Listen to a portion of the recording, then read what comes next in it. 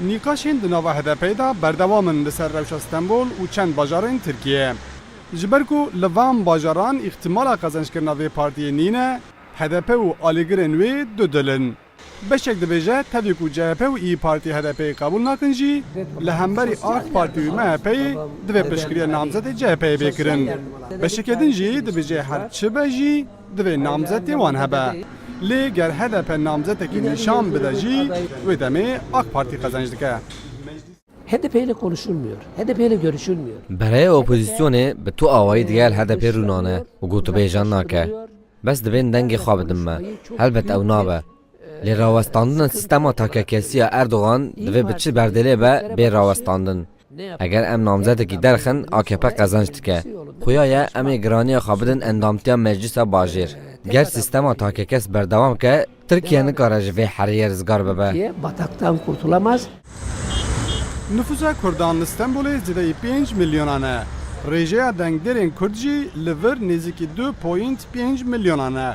Bigişti 10.5 milyon dengder li bajêr hene. Rejaya dengên bereya Cumhur û bereya millet gelekî nezikî hevin. Ev jî dike ku tercîha Kurdan encamê diyar bike. Ji ber wê helwesta HDP'yê kritik e. Ji ber wê jî ji bo Stenbolê stratejiyeke taybet li ser maseyê HDP'yê ye. Palpiştên partiyê jî tenê pîvaneke nîşan didin. Vallahi bırak AK Parti ne seri artık kitle bırakır. Yeter ki bırak AK Parti ne? Xwazî bila AKP, xwazî bila CHP be.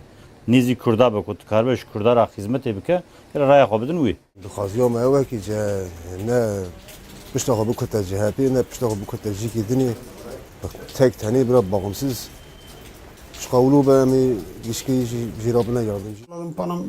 HDP delbijartinên dawîn da nêzîkî milyon ku 200,000 deng ji Kurdên Stenbolê wergirt. Ev jî dike ji sedî 12.6. Hevî ku Kurdên Stenbolê xwedî roleke diyarkirina encamê ne jî heta niha wan nikariye ku vê kertikê di berjewendiya xwe da bikarbînin. Tabii Türkiye'de ittifak anlayışı henüz... Bereyên kul Tirkiye tên avakirin bereyên berjewendiyan in. Rejima Tirkiye ne guncave da hemû pêkhate û alî xwe navê de bibînin. Tevî ku HDP her dibe ez ne Partiya Kurdanim jî her du berewan qebûl nakin. HDP çi dike bila bike biya min nikare potansiyela Kurdan ji bo berjewendiya Kurdan li vir bikarbîne. Genel anlamda bir siyasi beklentisi olduğunu düşünmüyorum. Li gorî agahiyên herî dawîn ihtimala mezin ew e ku HDP ji bo şaredariya bajarê mezin tu namzedan nîşan nede û piştgiriya namzetê CHP'yê bike. Li hemberî vê jî li çend navçeyan şaredariyan werbigire û pêra jî di meclîsa bajêr da çend kursiyan bi dest bixe. Lê tevî vê fedakariya HDP'yê jî CHP bi her avayî ji gotûbêjin bi HDP'yê ra girtiye.